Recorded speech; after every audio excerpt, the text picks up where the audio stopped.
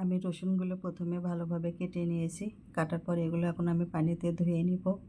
খুব ভালোভাবে ধুয়ে একটু আগেই আমি এখানে তুলে রাখবো, কারণ এগুলো পানি ঝরাতে হবে, পানি থাকলে হবে না। এর জন্য একটু আধা ঘন্টার মতো আগেই আমি এগুলো ধুয়ে পানি ঝরানোর জন্য রেখে দিব। আমি রসুনের উপরের চামড়া ছিলে নিয়েছি, তারপর এভাবে নিচের দিকটাও কেটেছি আর উপরের দিকটাকে এভাবে পরিষ্কার করে নিয়েছি। এবার কড়াইয়ে একটু সরিষার তেল দিয়ে গরমে দিয়েছি। এর ভিতরে এখন আমি একটু কাঁচামরিচ ছেড়ে দিব কয়েকটা। কাঁচামরিচগুলো একটু ভাজা হয়ে আসলে আর ভেতরে আমি শুকনা মরিচ দিয়ে ভাজবো। আসসালামু আলাইকুম সবাইকে, আশা করছি সকলে ভালো আছেন। আপনাদের দোয়ায় আমি আলহামদুলিল্লাহ ভালো আছি। আজ আবার আরেকটা ভিডিও নিয়ে হাজির হলাম। আশা করছি আপনাদের ভালো লাগবে। আমি নিজের জন্য যা করি আপনাদের সাথে সেটাই শেয়ার করি। আমি এত ভালো রান্না করতে পারি না,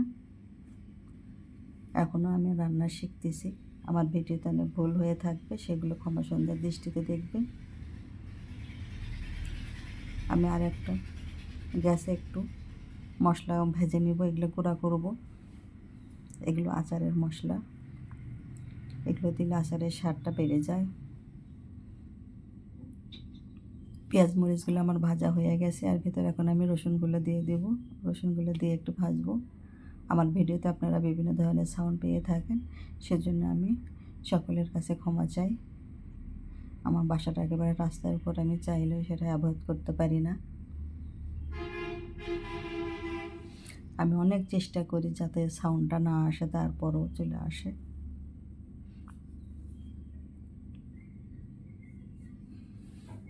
এই আচারটা খিচুড়ির সাথে খেতে খুব বেশি ভালো লাগে। আমার বাসার সবাই খুব পছন্দ করে আচারটা, তাই আজকে যেহেতু বানালাম ভাবলাম আপনাদের সাথে একটু শেয়ার করি। আমি একদিন পর পর চেষ্টা করি লং ভিডিও দেওয়ার জন্য। সামান্য একটু গুড় আমি আর ভেতরে দিয়ে দিব, খুব অল্প পরিমাণে।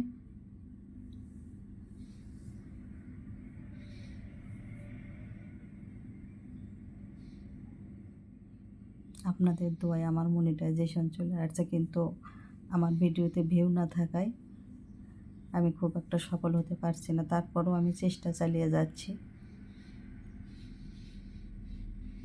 এখন অল্প পরিমাণে একটু তেঁতুল আমি গুলে রেখেছিলাম, সেগুলো আর ভেতরে দিয়ে দিলাম।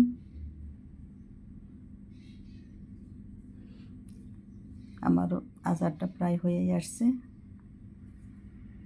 এর ভিতরে আমি মশলার গুঁড়োগুলো দিয়ে দেব। আমার ভিডিওটা ভালো লাগলে একটা লাইক বা একটা কমেন্ট করবেন, আর শেয়ার করে অপরকে দেখার সুযোগ করে দেবেন।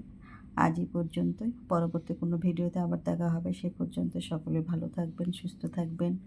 আমারও আমার পরিবারের জন্য দোয়া করবেন, যাতে আমি আপনাদের সাথে নিয়ে আরও এগিয়ে যেতে পারি। আজ এই পর্যন্ত। আসসালামু আলাইকুম সবাইকে।